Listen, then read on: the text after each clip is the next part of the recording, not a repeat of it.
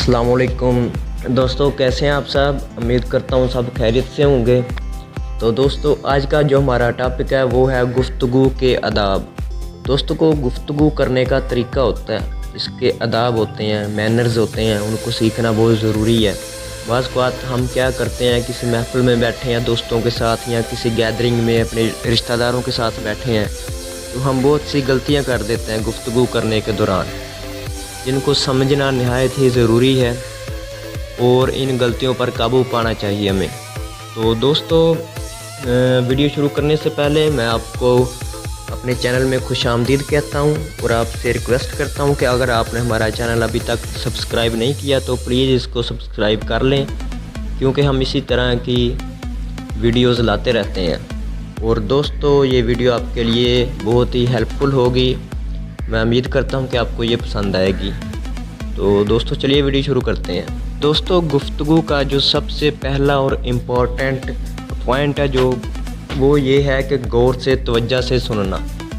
जब भी कोई बात हो रही हो किसी गैदरिंग में या कहीं भी, तो हमें चाहिए कि सबसे पहला जो हमारा फ़र्ज़ बनता है वो ये है कि हम वो बात को गौर से सुने कि कहने वाला बंदा क्या कह रहा है, उसका पॉइंट ऑफ व्यू क्या है।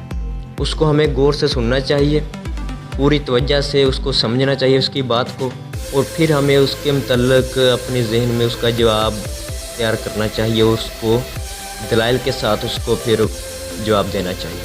तो सबसे जो पहला जो इम्पॉर्टेंट पॉइंट है वो है सुनना, तवज्जो से गौर से सुनना। और इसके बाद दोस्तों, जो दूसरा हमारा पॉइंट है वो है कि दरमियान में ना बोलना।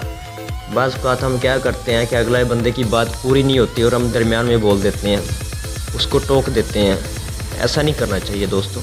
अगले बंदे को अपनी बात पूरी कर लेने दें, उसके पॉइंट ऑफ व्यू को समझें। अगर आप उसको दरमियान में टोक देंगे तो उसको ऐसा लगेगा कि मेरी बात सुनी नहीं जा रही या ये मेरी बात को अहमियत नहीं दे रहा, तो वो आपसे डिसएग्री हो जाएगा या आपसे वो मुतासर नहीं होगा। तो दोस्तों, अगले बंदे को बोलने दें, वो क्या कह रहा है उसको गौर से तवज्जो से सुने, उसको बोलने दें। और उसके बाद जो हमारा तीसरा पॉइंट है वो ये है कि मौजू से ना हटना। यानी कि कोई बात हो रही है किसी महफिल में, तो आप मौजू से ना हटें, जिस मौजू पर बात हो रही है उसी मौजू पर बात करें। ये ना हो कि वो आलू की बात कर रहे हैं तो आप जवाब प्याज का दें, ऐसा नहीं करना। और मौजू से नहीं हटना दोस्तों, जिस टॉपिक पर बात हो रही है उसी टॉपिक में उसी लहजे में उसको जवाब दें।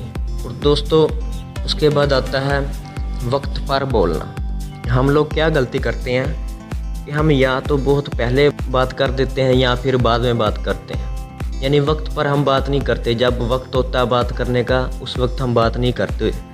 तो ये भी एक बहुत बड़ा जो है गलती है गुफ्तगू करने की। गुफ्तगू करने का आदाब में ये आता है कि हमें वक्त पर बोलना चाहिए, यानी कि ना हम पहले बोलें और ना ही बाद में।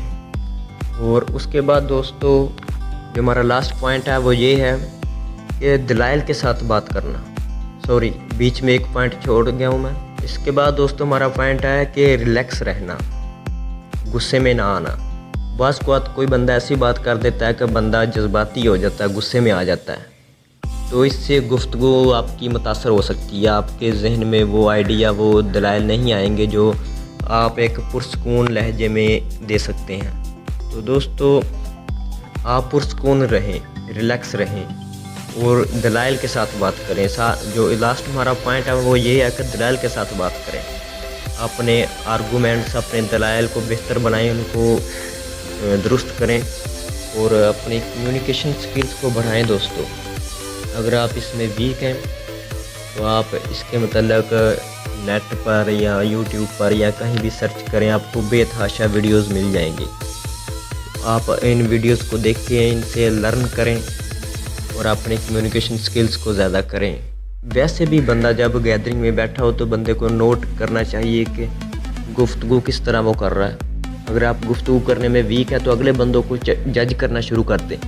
अगले बंदे जो बैठे हुए हैं उन पर तवज्जो दें, वो किस लहजे में बात कर रहे हैं, किस बात को किस तरह कर रहे हैं। इससे भी आपको बहुत कुछ सीखने को मिल जाएगा। दोस्तों सीखने का अमल सारी ज़िंदगी जारी रहता है, बंदा सारी ज़िंदगी सीखता रहता है। तो उम्मीद करता हूँ आपको ये वीडियो अच्छी लगी होगी। अगर वीडियो अच्छी लगी होगी तो हमारे चैनल को भी सब्सक्राइब कर देना। इसके साथ ही मैं इजाज़त चाहूँगा। अल्लाह हाफिज़।